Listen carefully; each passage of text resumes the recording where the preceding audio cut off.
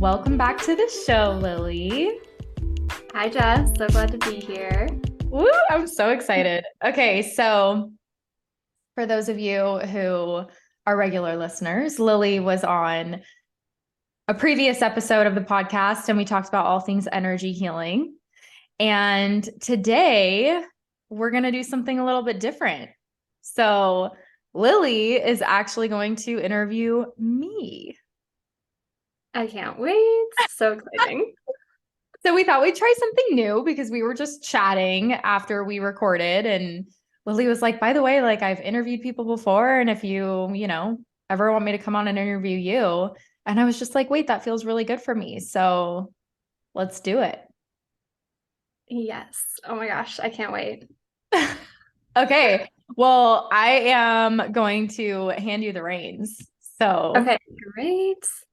Um, I did want to ask you, maybe you have said this on previous episodes. So if you have, sorry to make you repeat yourself, but I'd love to know, and maybe your listeners would be interested in this too, is what your human design is and what your astrology is.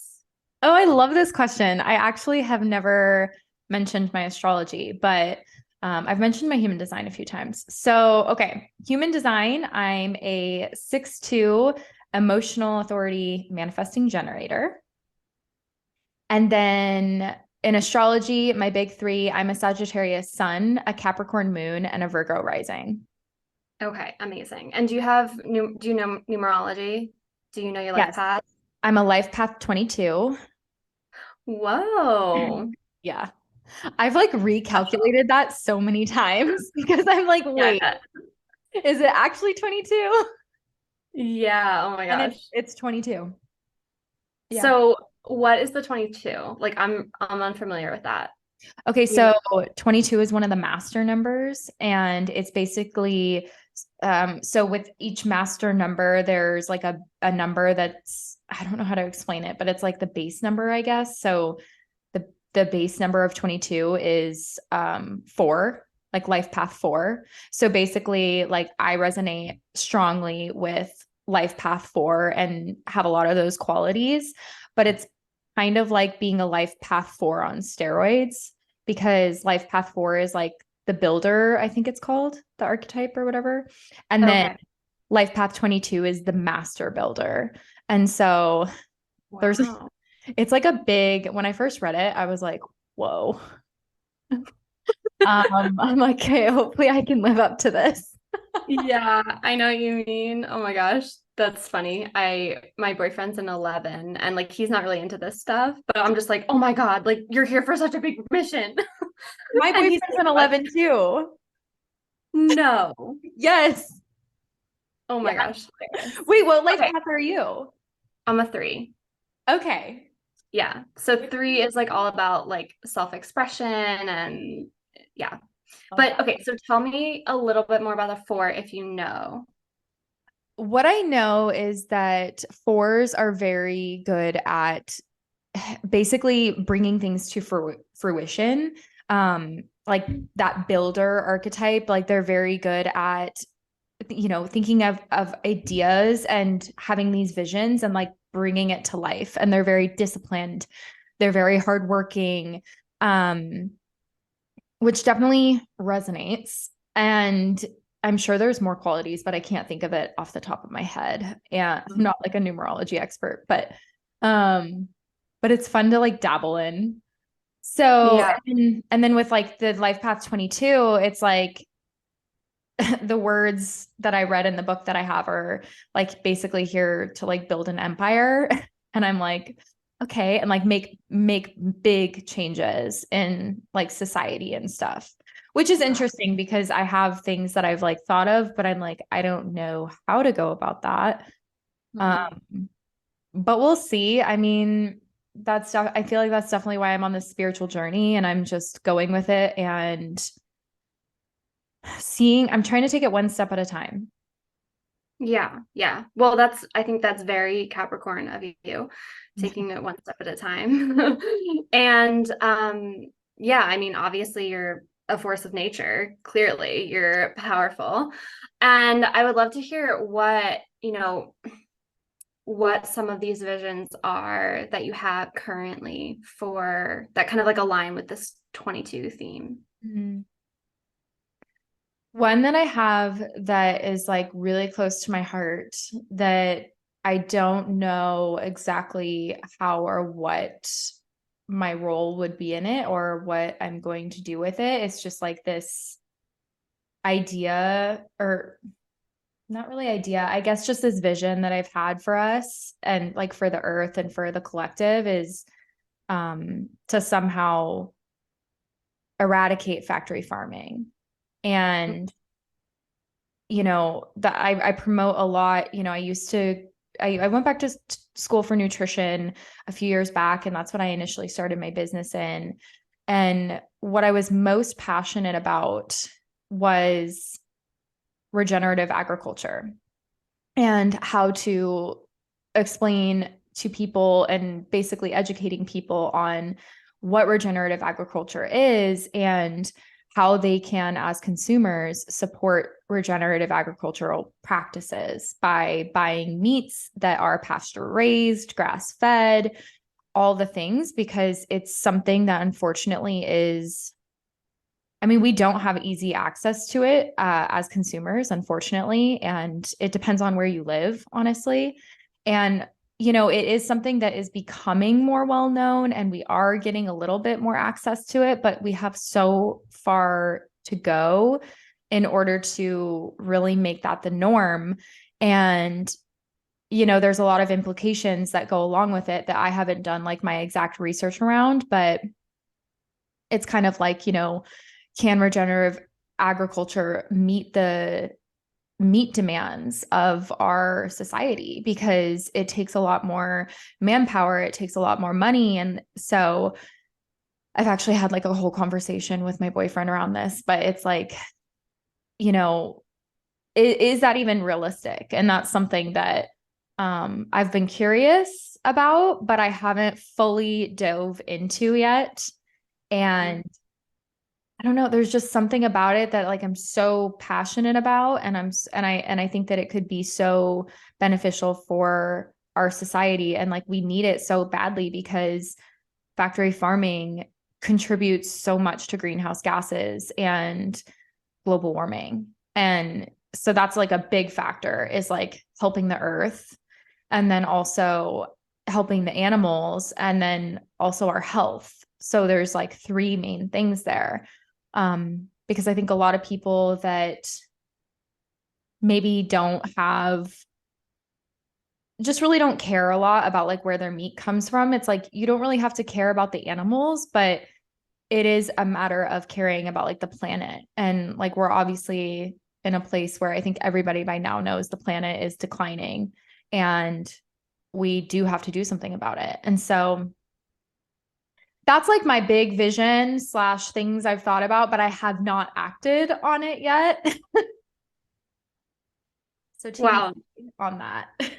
Yeah. Wow. Okay. So immediately when you started talking about that, I was like, wow, okay, like this is a part of why you and I connected, because Mm. that that is so near and dear to my heart, and something, like part of my work is obviously with, the earth and the environment. And so they're all really interconnected. So I was just like, ding, ding, ding. Oh But yeah. then also when you started talking about that, like so many chills. I felt like the energy, like kind of like go like this, like they can't see me what I'm doing on the camera right now, but I'm kind of like sharing like what I was feeling like energetically as you were talking about that through my hand movements. But basically, it was kind of like everything kind of got like still and like focused. It was like laser focused. It felt like really cool when you were talking about it. And I got full body chills. So I think you're really onto something there. And I personally feel like it's such an important cause,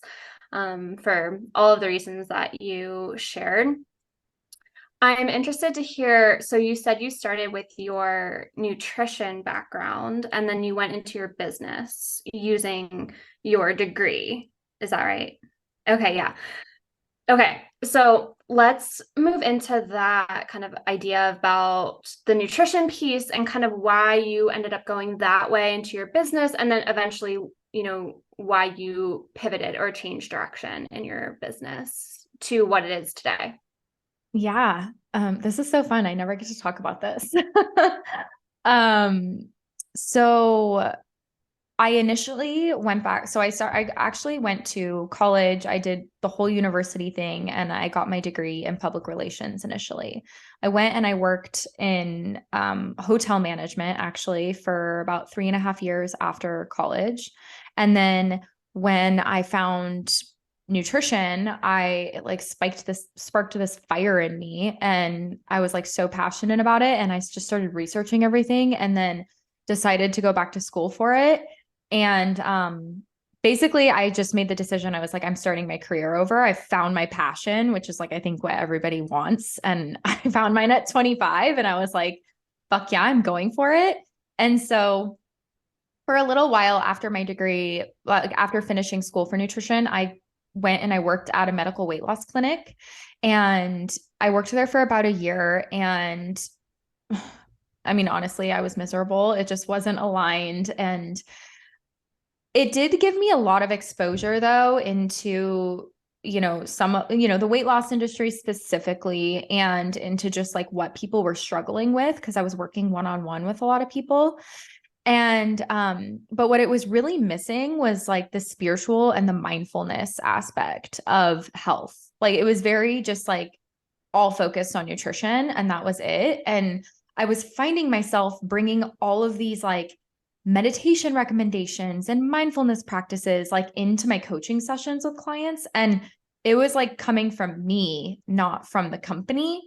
And I just kind of started to realize like the approach wasn't aligned in the way that I wanted to approach working with people when it came to like optimizing their health. And so I started looking for other jobs and honestly like I did not want to start my own business. I was like I nobody in my family has ever been an entrepreneur. It's like I was the first one. And so I was like I don't want to be an entrepreneur. I don't even know like that sounds so daunting and so scary. And so I was looking for a long time for another job and there literally was nothing that fit the role that I knew people needed. And so I was like, all right, there's nothing out there. So I'm just going to have to create the position. I'm just going to have to create the role. And I was like, I guess I'm opening my own nutrition coaching business. And so I did. And then I had my spiritual awakening, like right after I made that decision. And that threw me for a loop. And so that kind of like, I initially started off with some just like full on just nutrition clients. And then my spiritual awakening caused me to like pull back, become a recluse. And I was like, couldn't hold space for people because I was going through so much of my own stuff. And then I found human design and I was like, oh my God, like this is the way of the future. And so I did a whole certification in human design. And then I shifted my business to be all about more so through the lens of like coaching through human design. And I kind of let go of the nutrition because once I went through my spiritual awakening, like I just naturally and intuitively got pulled away from nutrition and like the science behind it, I guess. Like it became, I was very like into the science of nutrition and like could explain to people all of the reasonings behind like how this food gets broken down in your body and blah, blah, blah, blah, blah. And then I don't know, I'm sure you probably know that, or maybe you feel this too, but the more spiritual you get, it's just kind of like the science is like my brain can't handle the science part of things anymore. It's like it's like I just can't. It's like this I just know this works and how do I know? Because I've seen it and I felt it and that's it. And that's like where I'm at with things. And that's why I don't really do nutrition anymore because first of all, it's so individualized. I'm still super passionate about it. I still eat really healthy, but like the way that I need to eat changes like every few months. My nutritional needs just change and it doesn't make sense. And so for me, it just didn't feel right anymore to be like sharing everything that I was eating and stuff like that. And I don't know, it just felt like it became more of a personal journey. Mhm. Um, Yeah. Did I answer? That was so long-winded. No, yeah, that was perfect.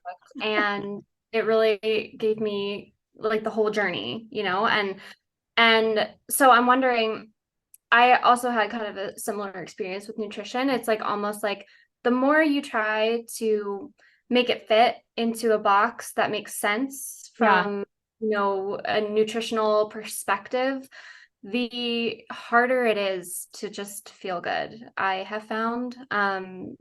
Especially once you're kind of like in the lane of, the spiritual awakening, and it's not just, macros anymore.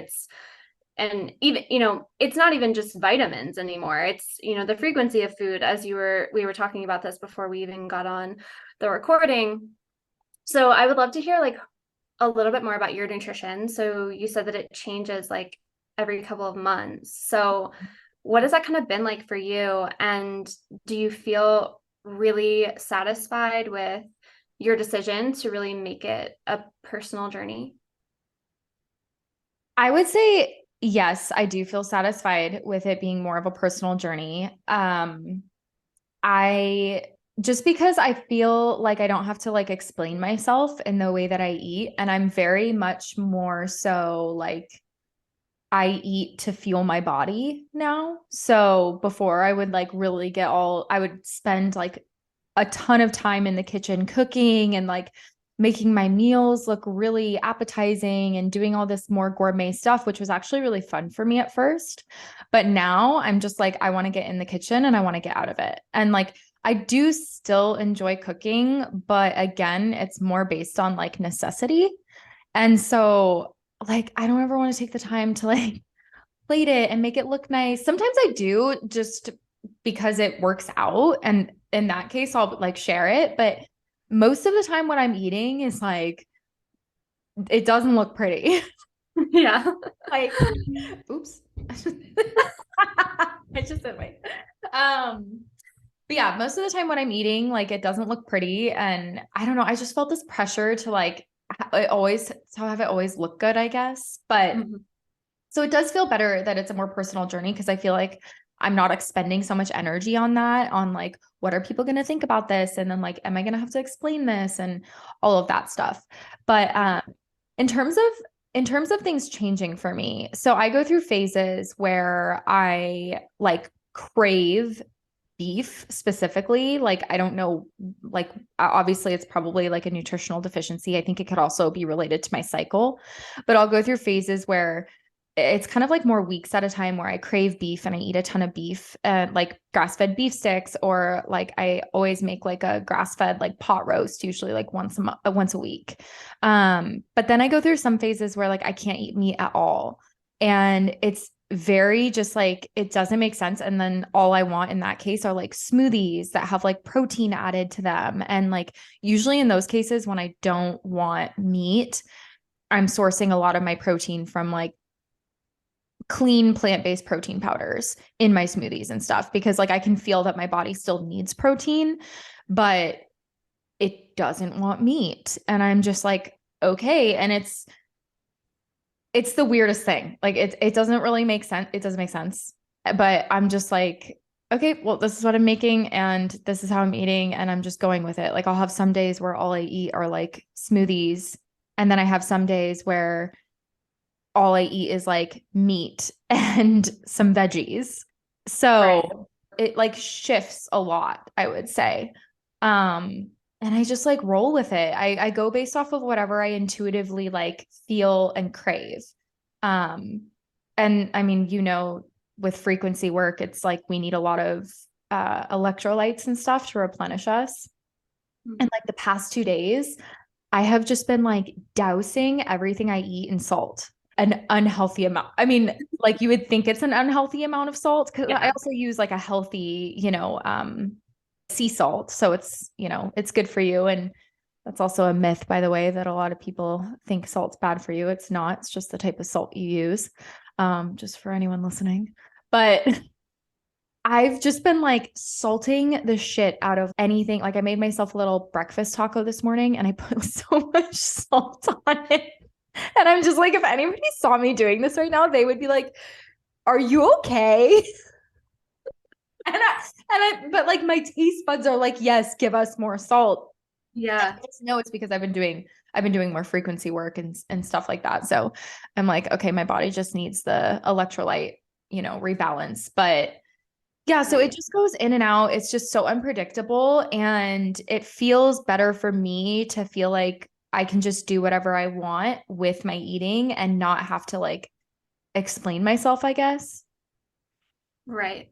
Oh my gosh, yeah. I think that, the nutrition piece is like such a huge initiation, I think, for people like in the spirituality space Oh, yeah. where like I really do, because I think most of us, especially if you're a woman listening, has, at one point subscribed to some sort of diet or, had different food rules that maybe you didn't even know you had. And it's definitely an initiatory process of coming back to truly like your own body and like what it actually wants and having the courage to trust that in every moment.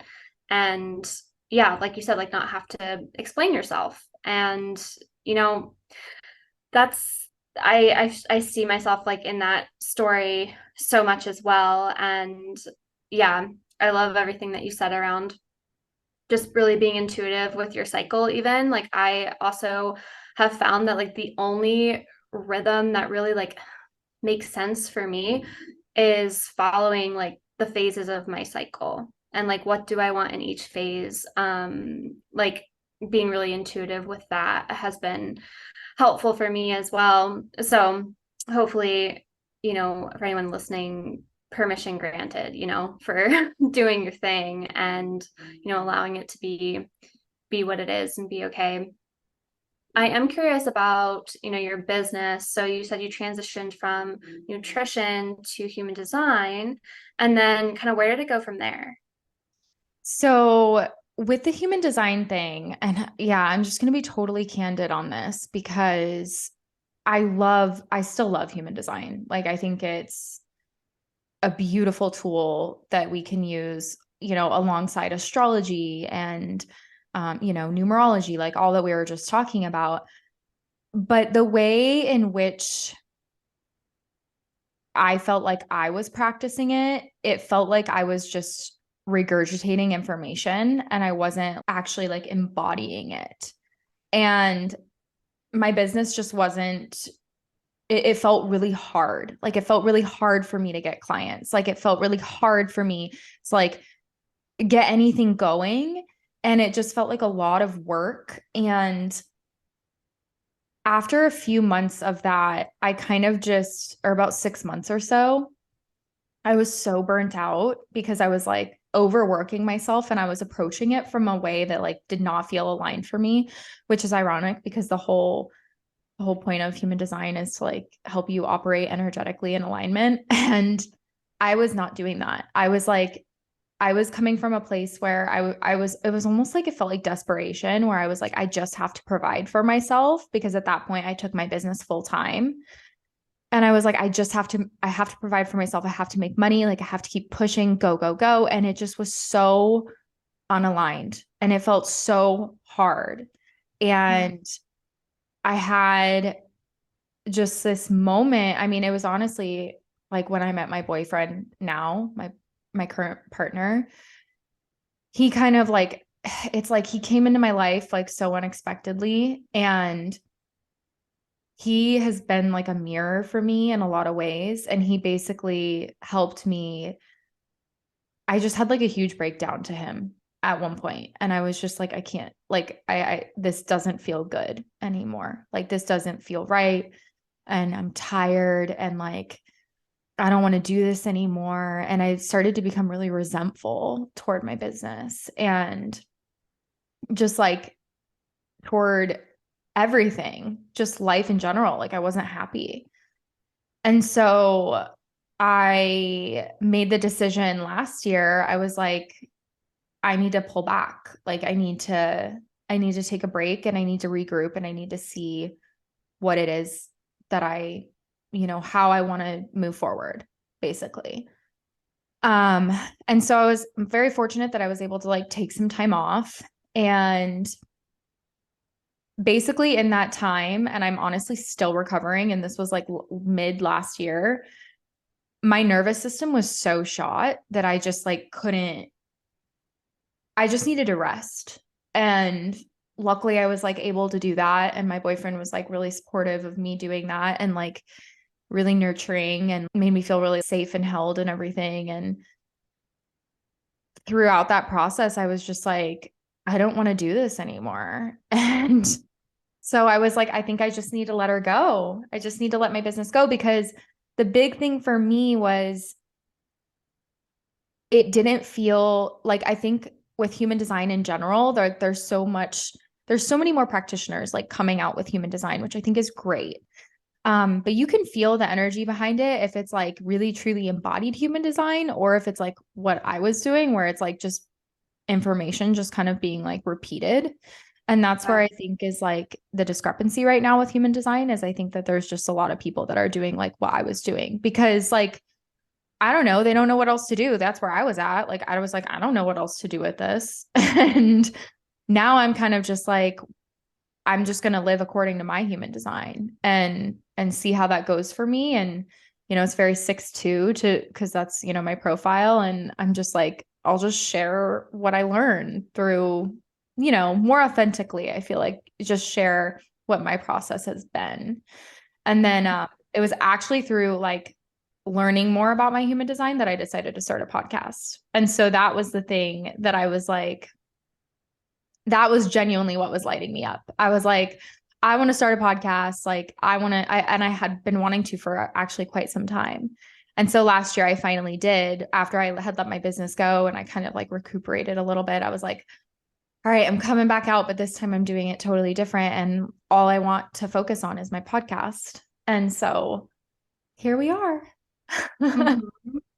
Wow. So I just feel like you are like it's just so valuable everything you share because okay, let's just be honest. We see people in this space, in this like spirituality space, like the business works, the nutrition is on, you know what I mean? Like, and it's just like, okay, what's like the truth? Because that can't be everyone's truth, Mhm. And it certainly wasn't mine. Like I was totally burnt out as well, like nervous system a wreck, and I think that, you know, your avenue of sharing like through this podcast even is like so valuable because it's like, no, like you can shine light on the things that maybe don't work for everyone, and like with the like with the nutrition, with the human design stuff, like all of that is so great, but it's like you also, I think there is also like a huge misconception about what it really means to like succeed in those areas and what it really means to like be aligned in those areas,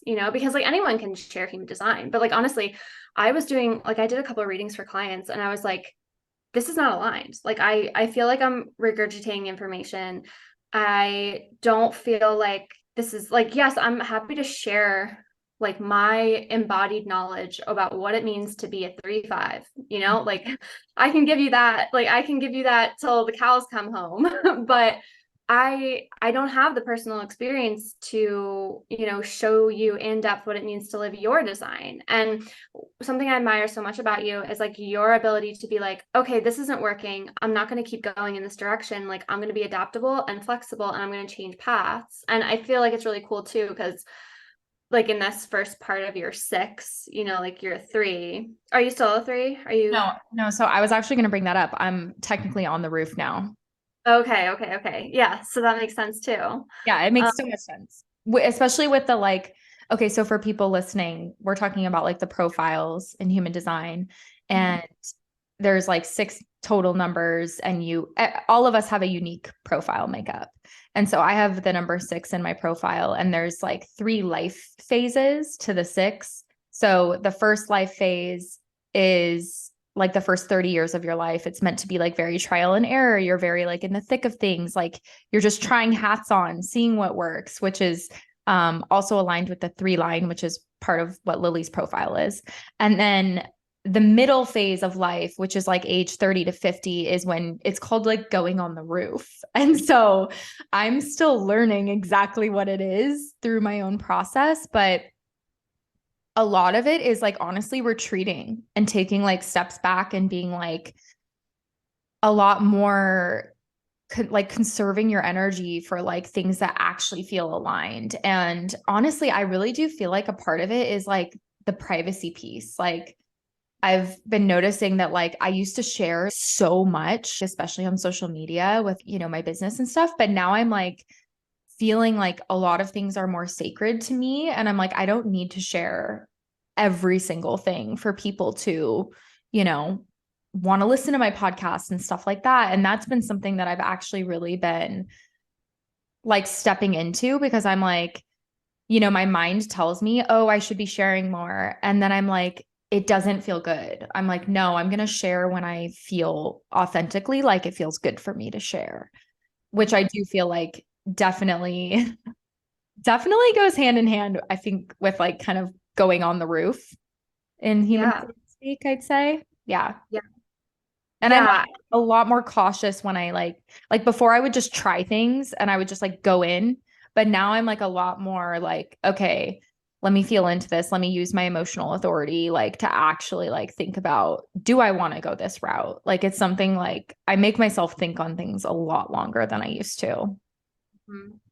Yeah, I mean, your wisdom is like so coming through. Like you like it's really true though. Like it really is because like there's the experimenter, but then there's the like wise experimenter who like actually, is willing to like do the courageous things and in the face of no one's approval.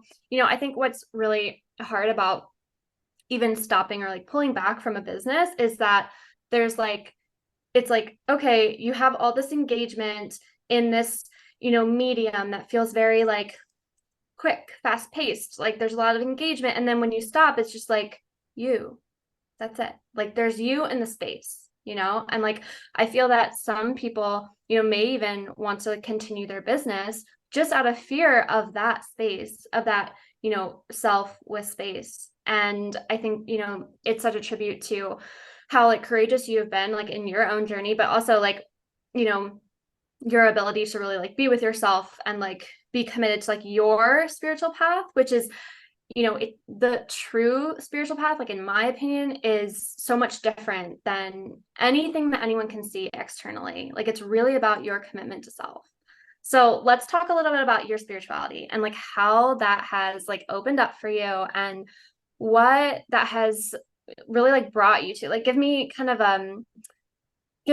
a little bit about how it started and then kind of bring yourself to where you are now. Yeah. Oh my gosh. I love everything you just said. Um, my spiritual path. Yeah, it's again, I think spirituality is a very fluffy word and people think that it's like all butterflies and rainbows and it is not. It is like you exactly what you said. It's a commitment to yourself. It is a commitment to continually evolving and continually growing and continually willing to look inward and face your shadows and also own up to things. And that's been a big learning process for me. But so to take it back to when it started for me was in 2021. I was raised Catholic, and then I denounced religion completely. And then honestly, it just happened. I came across this channeled video and the person who was channeling, they were channeling a higher being. And it was the weirdest moment. It was like, I call it my red pill, blue pill moment. Have you seen The Matrix? No, I haven't. Okay, well, basically in The Matrix, like they're like, you can take a red pill or a blue pill, and like the red pill will keep you, I think it's the red pill keeps you in the Matrix, and the blue pill basically like awakens you. And anyways, I had this whole moment. It was like everything that I thought to be true basically shattered from watching this video. And I remember I was like, what the fuck is she doing? Like I thought it was so weird.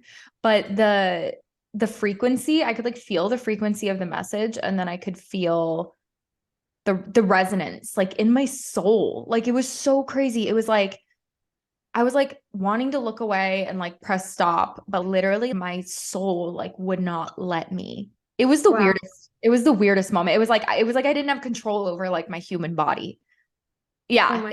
it was nuts. And so anyways, I was like what the fuck just happened?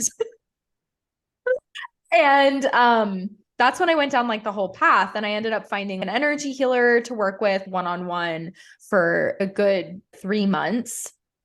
I was working with her every week, which was so beneficial because I was like, I don't know what any of this is. And it was really like dark at first because it was like, what is life? Like I was contemplating like really big things, right? Which I think we all do, is like, what is the meaning of life? What is God? Like, what does it mean to even be a human? What is death? Like just all these things that you don't want to confront. And then, I was introduced to my spirit team, my spirit guides, and that was a really beautiful process. And since then, I have really connected with them. I connect with them every single day in meditation. But basically now I'm going to fast forward to now, I guess. Does that sound good? Okay. Because there's like so much I could say. But now I would say, yeah, I mean, I cultivate time in the every single day in the morning to devote to my spiritual practice. And what that looks like lately is waking up, journaling, meditating, connecting with my guides. I usually pull an oracle card, and that's really it. Just like creating the space, which is like super important. Um because like basically having a relationship with your spirit guides is like having a human relationship, and like they're not going to like talk to you as much if you're not like making an effort to talk to them. Um and they're very like real, which is what I love. So, yeah, that's like where it is right now, and I definitely still go through ego deaths. I mean, I've gone through a lot of those, especially last year, and I mean, I feel like always an ego death for us to go through to get to our next level of who we are. Yeah. But yeah, so that's like my daily practice. Sometimes I'll do stuff at night, but honestly, not as much. It's always in the morning. And then like I do energy healing usually once a month ish. Sometimes longer. It depends because, like I need time to like integrate. Yeah. And those are my main, like that's the main way in which I practice. And then, I always make sure I'm consuming like high vibrational content. I'm very picky about like what I watch on TV. I was like watching this show a few months ago. Have you heard of Veronica Mars? No. Okay. Okay, so I love like mystery and like crime shows, which is very Okay. counterintuitive because I also like am very sensitive to watching like dark shit now. Yeah. Like, are you the same? Like, ever since you've been on a spiritual path, like, can you watch like really dark, like scary? Yeah, me No. neither. I literally No, not can't. at all. No, I I know. can't. I literally can't. Like, oh my God. Anyways, um, I was watching this show. It's called Veronica Mars. It's with Kristen Bell. It's the show that like made her big. Oh, And okay. she's like a teenage like private investigator. And I was watching it for a while, and my guides like came through and they were like, "Yo, you got to stop watching this show." And I could feel that I needed to stop watching it, like because the energy was not good, and I was like picking up on it, and I had to keep clearing myself. But I just kept doing it, and then finally, my guides were like screaming at. They literally like one day in meditation, they were like, "You literally need to stop watching that show. Like it's not like stop." Like, That's hilarious. so that's just Um, like one example. I just feel like you get really sensitive to whatever you consume once you start doing this work on yourself. yeah. Oh, yeah. I mean, I was sensitive even as a kid. I had like a lot of trouble um processing things like that. I just like remember very distinctly like not being afraid of anything, seeing something on TV, being afraid. Like it was like very like this isn't who I am, like this is conditioning. It's funny if my boyfriend's listening to this, he's just gonna crack up because I I definitely force him to watch All Happy Things. He's just like, I need some depth. And I'm just like, all right, we just have to be separate then You're because like, I let's watch cannot Disney do, Channel.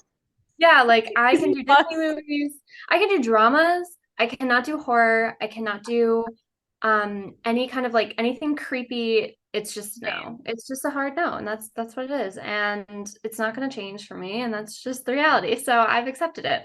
And it's not like you're missing much, it's Totally. you're Totally. not. Sometimes I feel like my mind just like wants the drama. Like I'm just gonna be honest. Like, Yeah. my mind just like I don't know. I really like mystery stuff because it's just like I get really like I like kind of getting away like trying to solve things, I guess. Mm-hmm, mm-hmm. That's why I really like crime shows, but I'm like they're just too dark. Like I can't handle them. Mm-hmm. So yeah, but that's just kind of I guess does that give like some insight into my spiritual journey at all? Yeah, I think so. Do we have another question? Do we have time for another question or two?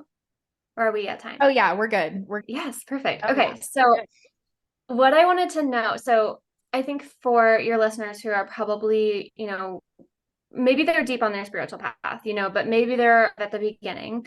So share a little bit about how your like spirit guides come through for you, because I think that there's like a lot of like misconception around this. Like you have to like be seeing visions, like I personally, like I don't see people walking around my room, like that's not my reality. I feel it much more differently. And I think everyone has their own unique way of feeling things, but I want to know how you feel the universe interacting with you and how you feel most connected.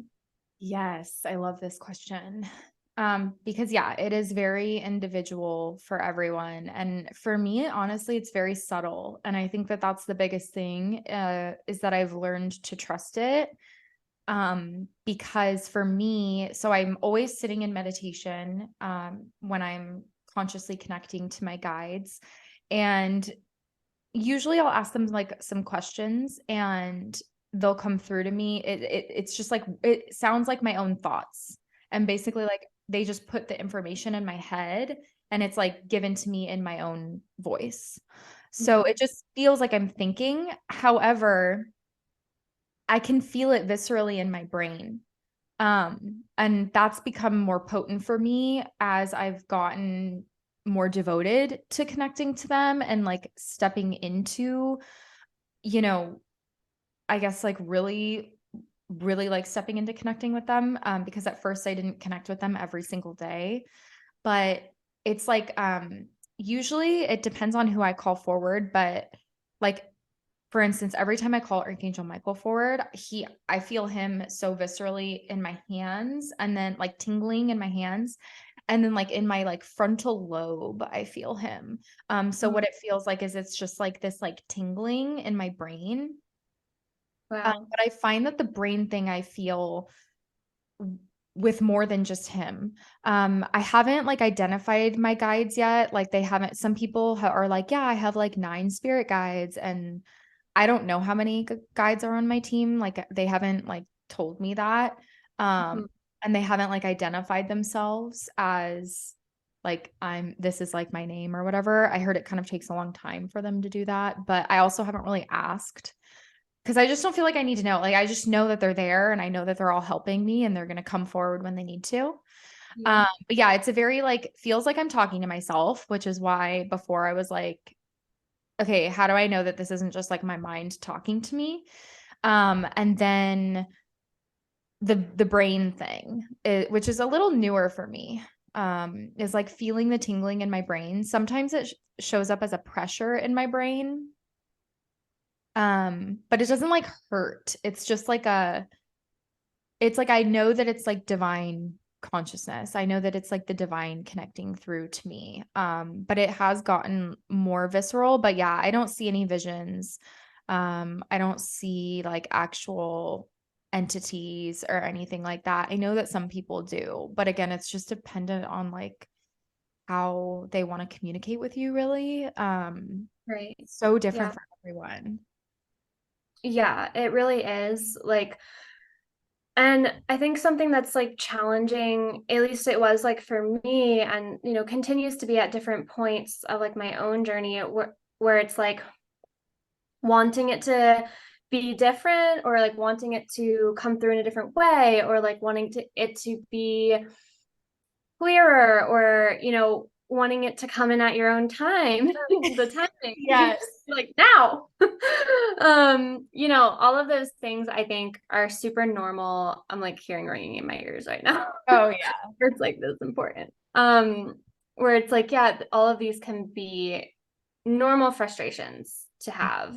And I think that literally everyone goes through them, regardless of whether you're like the most psychic person in the world or you're just, moving into this and you're second guessing everything, like second guessing my guides and my intuition has definitely been a big part of my journey and still continues to be. And it's, Yeah. it's part of rebuilding muscles that we were never taught how to use. It's like reawakening this dormant memory. And so I love how you said like it really is like a process and things start to come through differently and more potently the more you work with it.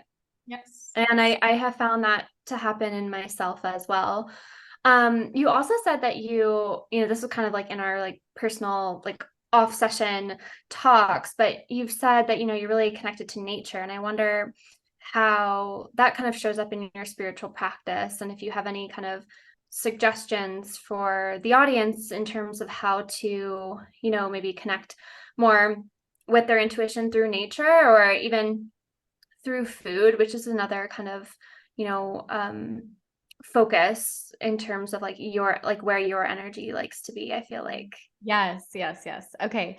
Yeah. So with nature, I feel like I think that sometimes people think that you have to like go be outside for days at a time. And that's not, that's totally not true.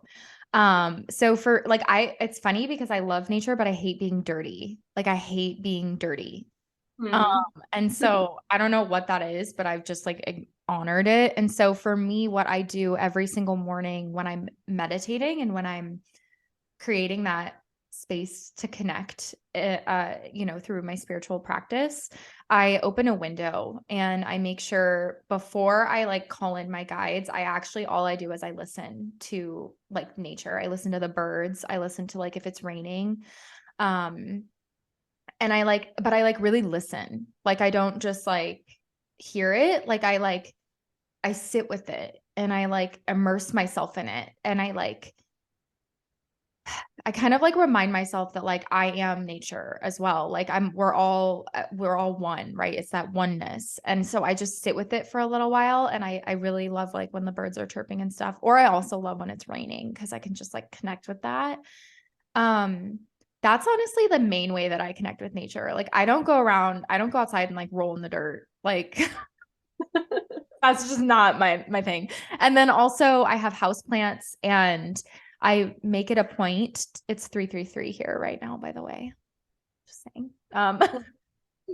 I make it a point to always have fresh flowers in the house.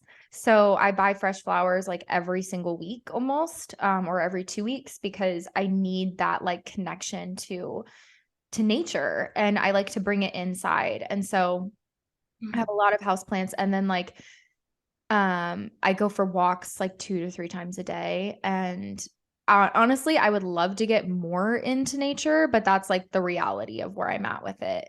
Yeah. And I just like sit outside on my back porch and I just like sit out there and I just enjoy being outside.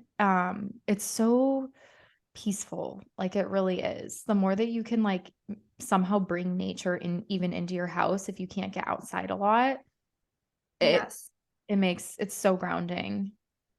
Oh my gosh, such good tips. I love that because, it is true. Like people need those stepping stones too. Like bringing nature inside. That's a great, great tip. And I love how you listen through your open window. Like, I just love it so much. Like, I was just like, oh, wow, that's It's powerful. super medicinal. Like it's so grounding, especially after like dreaming all night.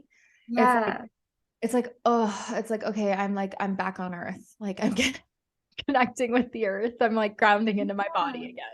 Yeah. Yeah. And it doesn't have to be like this elaborate ceremony, and I love how you shared like how accessible it really is for everyone, regardless of, even where you live. Like even if you live in a city, still opening the window and like feeling the sun come in, like hearing the rain, like that's accessible for everyone. So I love that. Totally. Yeah, and then kind of what you were speaking on with like the nutrition piece, like the main thing that I want to say, because I've gotten asked like by a lot of people who are awakening, they're like, what do you even eat? Especially when you first start to awaken, like it's really confusing of like what do I eat? Like I remember that feeling and I still go through that sometimes where I'm like my body doesn't want anything or feels like it doesn't want anything. Um and that's where it's like if the more that you can tune in and like really honor like what kind of like what we already talked about, like instead of seeking outside of yourself, like sit with yourself for a second and be like, what sounds really good to me right now? And if it's like a big bowl of like pasta or something, like with salt on it, like literally sometimes I just eat like gluten-free pasta with like grass-fed butter and salt. And I'm like, that's all I want right now. And that also feeds my inner child because I used to eat buttered noodles growing up. And so it's like sometimes it's like the most illogical thing, but it's like exactly what you need. And so I think really like allow yourself that. And then also like drinking electrolytes in your water all throughout the day. That's like I always have electrolytes in my water. It's like Yeah. non-negotiable. So yeah, is that helpful? Just Definitely. reiterates what we talked about earlier, but I guess like Yeah. really not being afraid to like eat what you truly want to eat, even if it sounds like not healthy or like it doesn't make sense or you think like your partner or someone's going to judge you for it. Like if you're like craving that, you're craving it for a reason, right? hmm Unless if your body's all off and you're craving sugar all the time, that's a different story. But Okay.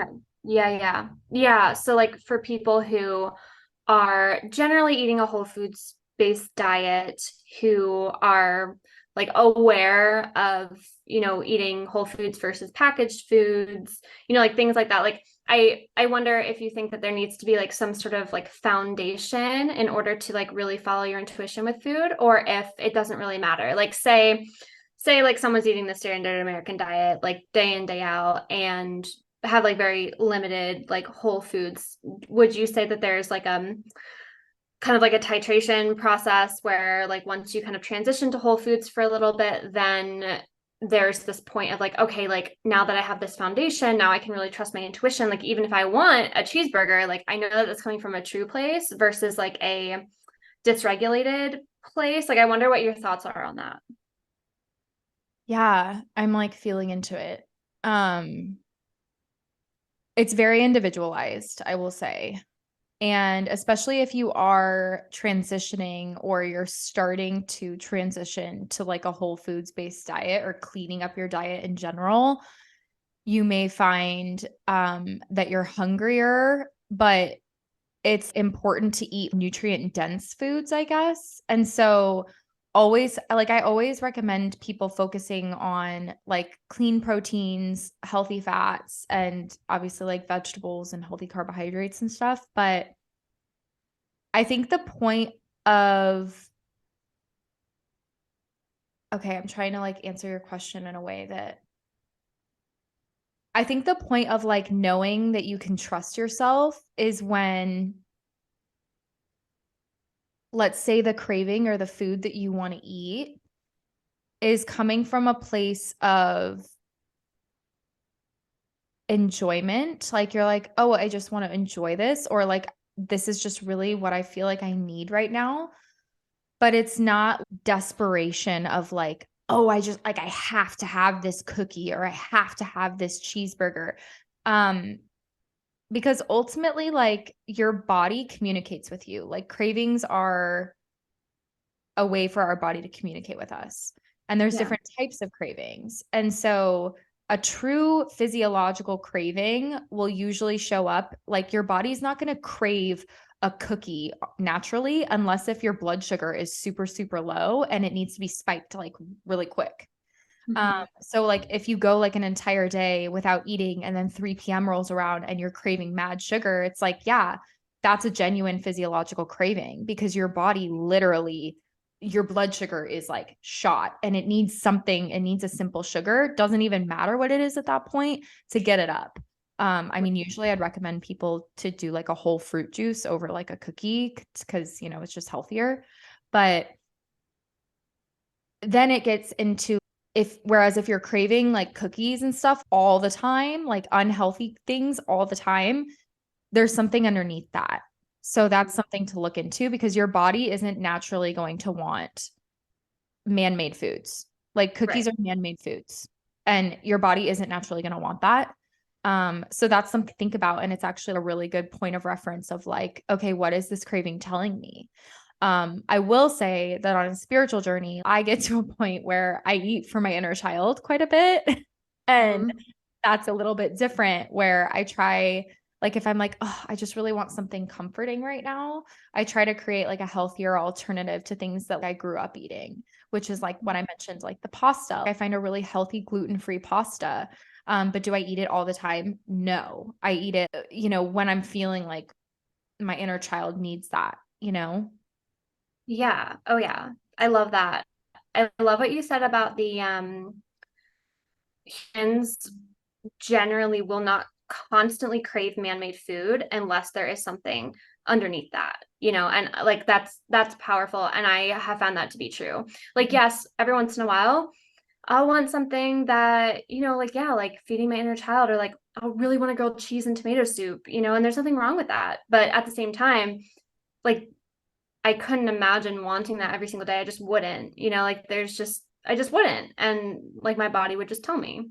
So I think that's a really important distinction and something that takes time, to start to play with and understand, because like probably the first time that you feed your inner child you'd be like, oh no, like did I do something wrong, like is this a cheat, like am I cheating myself, like am I gonna mess up my body, like I feel like there's that kind of process of like trusting, being okay with feeding yourself in the way that, is really aligned for you, both from your emotional, it is okay to eat like from your emotion for your emotional body as well. It's just, it really is amazing that, at the end of the day, it is truly, we try to control like so much with our body and our food. And then at the end of the day, once the control is let go, it's like, no, like I'm not going to crave a cookie every single day. Like I'm not. And like I don't have to restrict myself, and I don't have to say no, and I don't have to keep myself in check because my body is like so innately intelligent. And I love how like everything that you were saying was like so indicative of that. And I think that, feeling yourself is really where it all begins. I think, it's definitely where I started with my spiritual journey as well, and where I think so many people start too. So I think this is really important for your listeners, even if they're, like I said, kind of like along in their journey at this point.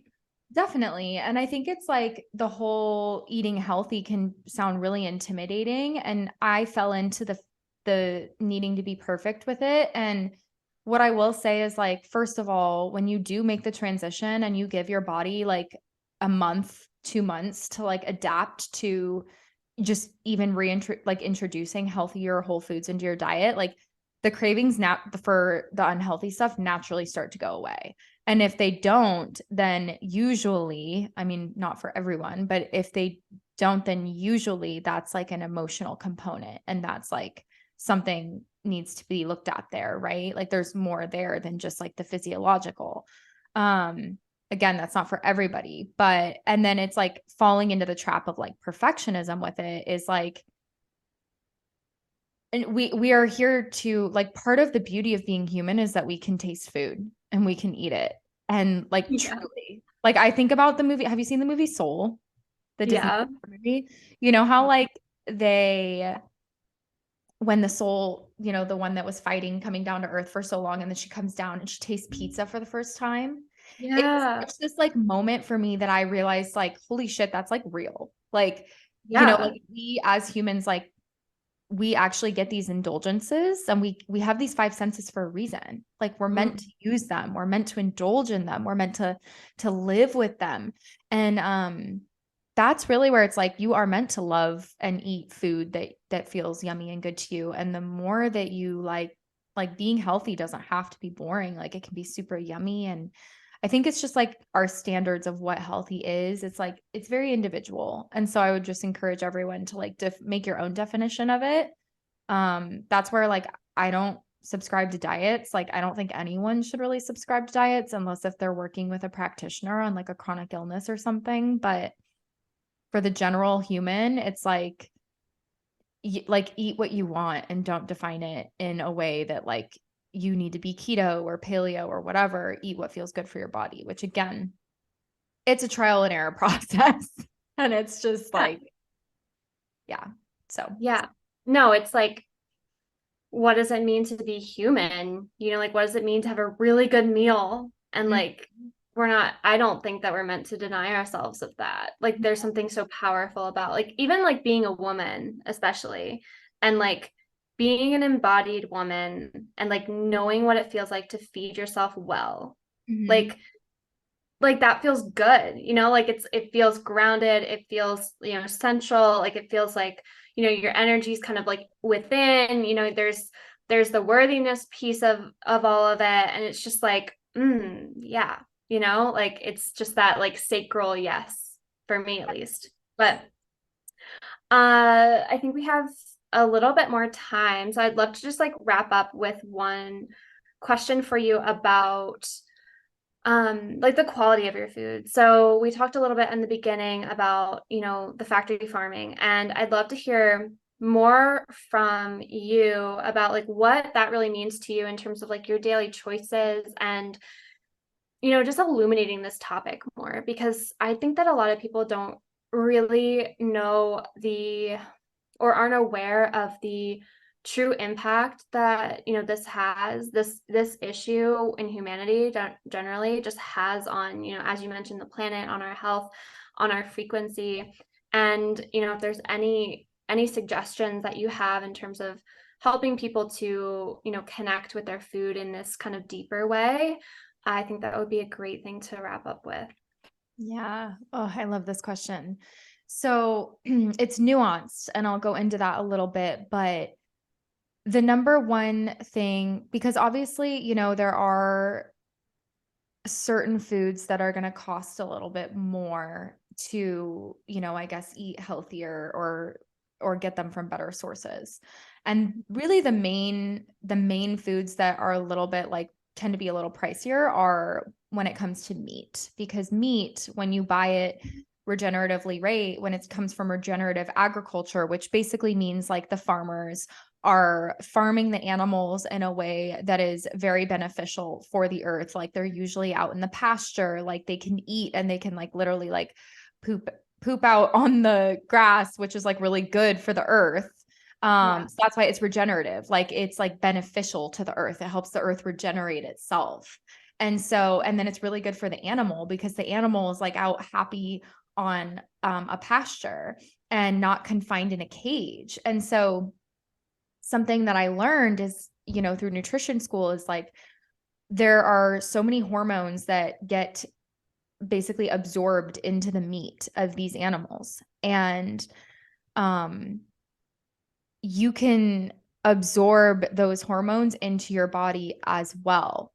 And it's also energetic. I mean, the more that you get into energetics, like we've already kind of touched on, it's something you can't really see, but you can feel. Like you can eat a piece of like a nice like grass-fed pasture raised steak and then like a factory farmed steak that's like way cheaper. And like I guarantee you, I actually want to like test this out. Oh, I couldn't get myself to eat a factory farm. I know, right? But It's like I want to test it, but I I want to can't. test it, but I feel like I can't. But you would probably feel different because it's the energy of it. Like that animal was confined, stressed its entire life, cortisol through the roof, like its entire life. And that tends to be why like cheap cuts of meat are like really tough, even when they're supposed to be tender. Mm, You like cheap meat when it's really tough, like it's like the animal is really stressed. Like obviously wow. it depends on like the cut too, but even when I've found that cuts that are supposed to be tender are not.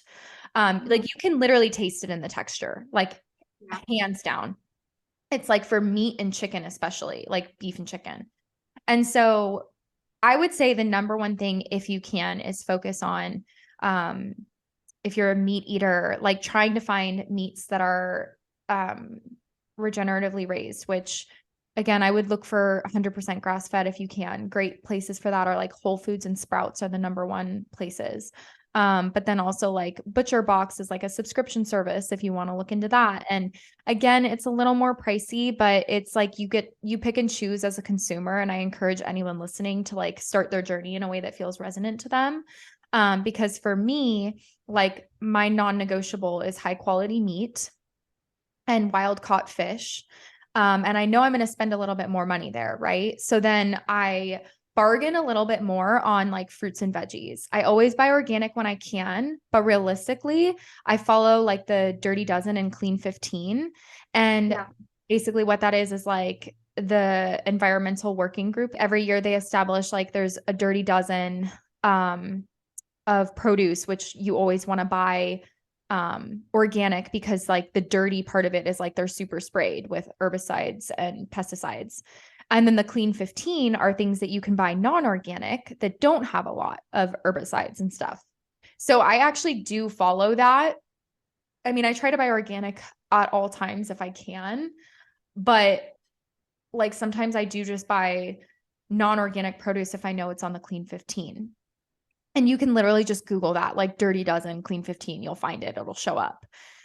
So that's like the main thing. And then honestly, those are like really like meats, proteins, and vegetables are really like that's like the majority of a whole foods based diet. And then obviously like your oils and like fats and stuff. But Yeah. you're buying like the packaged stuff, like once we get into like packaged goods, when it comes to healthier options, like I'm going to be straight, they're more expensive.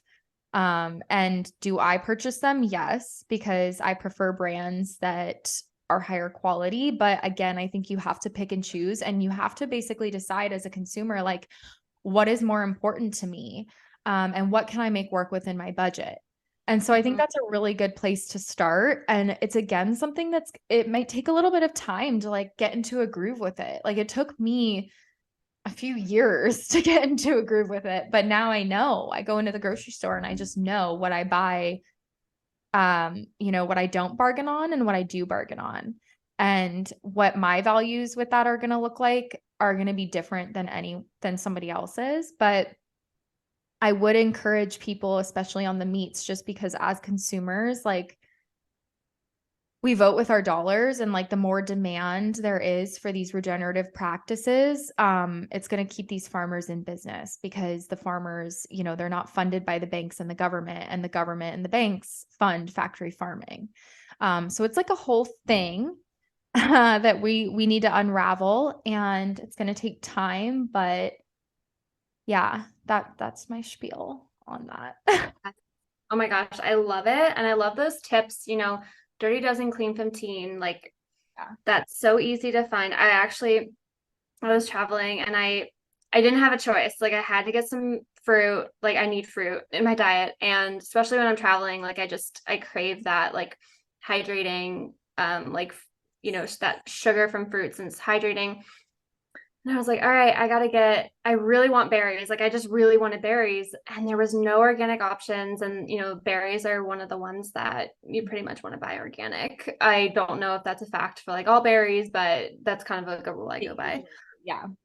Yeah. Like, I know strawberries. I've had some really weird experiences with non-organic strawberries, like them literally turning white after I wash them, like so Oh, bad, so bad. Like them, like me washing them, putting them on like a towel, and then the red coloring just seeping into the towel. Like I oh my God. yeah, like and it's funny because I was with someone that I was just kind of like introducing them to like these concepts, and it just so happened I had a perfect example and I was just like, look at this, like this is crazy. But anyway, I bought the berries and, I had them today and I was just like, yeah, okay, like they're just not the same. Like there is something in like the frequency of it or even like the texture of it that like for me, like I can't try to convince myself otherwise. And like maybe that would maybe to some people like that's so extra or whatever, but like I can't fake it. I can't lie and be like, yeah, it tastes the same to me. Like it doesn't. And that's just the truth. And so that's It really why doesn't though. I feel like everybody, yeah. like if you like organic berries are like so much sweeter than non-organic. Oh, definitely. Yeah. And I'll also say, so with the, price differences and stuff like that can definitely be a challenge for people. Something that like I'll offer is that I live in a small town, like smallish town, and we have a co-op and I volunteer at the co-op like once a week. Sometimes I miss stuff, but I volunteer and then I get a discount that I can use there like whenever I shop. Oh, that's And sweet. yeah, so like for me, that makes it doable. Mhm. Whereas like before, maybe I wouldn't have been able to like shop at the co-op like exclusively, whereas now like I can. And Yeah. so, maybe just like looking into those stores around you, if you live in like a small town like I do, maybe that's not like accessible in like bigger places like with Whole Foods, but with smaller areas, there sometimes are options for you to, get involved in some way and then have like a benefit where you can, make it well. So there's options too. Yeah, and I think that that's great because I mean, it is, I feel like a privilege to be able to like buy certain things at the grocery store because I try to be cognizant of like, people that have families and stuff like that and like they have so much more that they have to like budget for. And so it's just like doing what you can.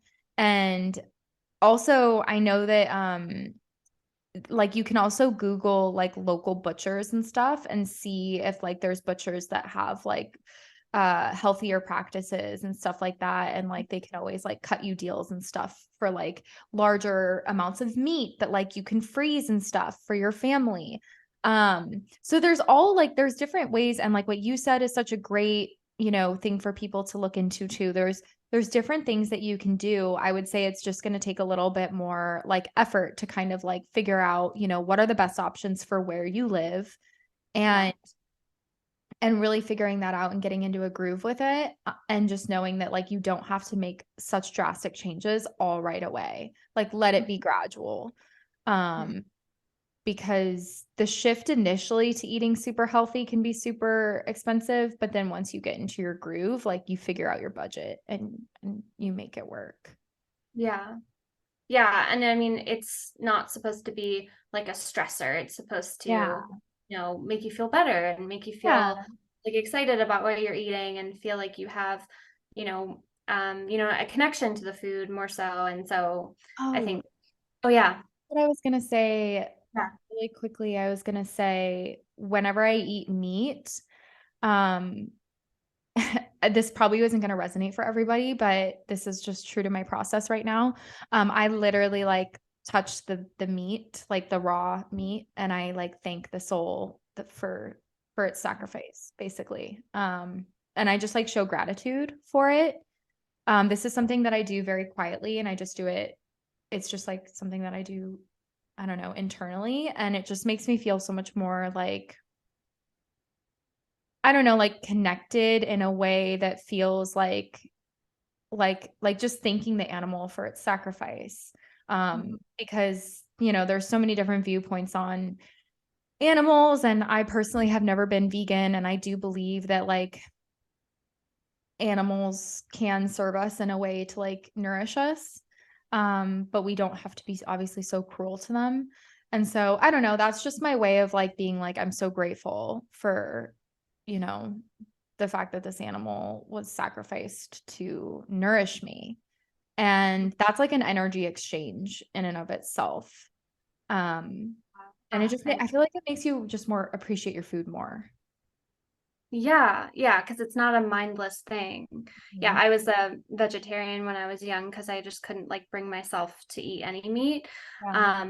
And then, going through just growing up feeling like I did need the nutrition from it, I, started to transition into eating meat. So I feel like our paths are and our viewpoints are very aligned in that way. But it's a great reminder to, you know, building that, spiritual connection with your sustenance, like in general, and the fact that it is a living thing, like, it's all connected. And yeah, I love that. And I think that, it's, even if you're not like religious, where like you sit down and like pray before a meal necessarily, like if that doesn't feel, like aligned, like that is like a great thing to do, just like quietly, like on your own, as you were saying, Mhm. because like I don't like pray before meals, but I think that, there's some aspect to that ritual that, is powerful, and like you using it in your own way is like, I love it. Yeah, it feels powerful. And it just feels like I have so much, like my heart is so big when it comes to animals, but that I'm like sitting over here and I'm like eating them. And some people are like, well, that's hypocritical. And I'm like, well, not really, like, because I see the value and like the fact that this animal sacrificed its life so it could nourish me. Like, that's like, I actually am like grateful for it. And that's why I support the, regenerative farming, because of the ethical practices behind it, is because it's like, whatever I can do to like help the animals, not live such a hard life, and then in turn help our earth, and then also it helps our health, because the nutrient content of pasture raised grass fed meats is like way better than grain fed, Mm-hmm. because it genuinely scientifically is much healthier for you as well.